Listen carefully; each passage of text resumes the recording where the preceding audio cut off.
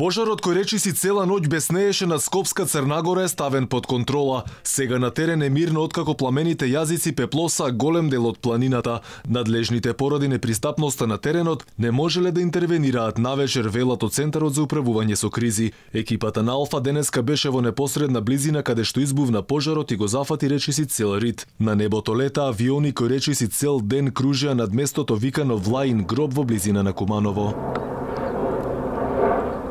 Ова е последното место во селото Мојанце до каде што можеше да пристапи нашата екипа. Инаку пожарот кој доцна синоќа беснееше во падините на Скопска Црна Гора, рано утрово беше локализиран. Патот до ридот каде гореше сува трева и ниска вегетација е непристапен за возење со кола. Единствено може да се стигне само пешки или пак со планински джип. Дел од жителите од селото Мојанце до каде што можеше да се вози со кола, вела дека причината за пожарот е човечки фактор. Пред камерата на Алфа се пожалија дека иако пожарот бил оддалечен речиси на десетина километри, стравуваа дека можел да стигне и до нивните куќи. Кажуваш запалено горе или не знам кој. Најмалку има 10 километра горе. Така, според вас, кој го запалил тоа? Човек ли е? Па човек, па кој го запалиле?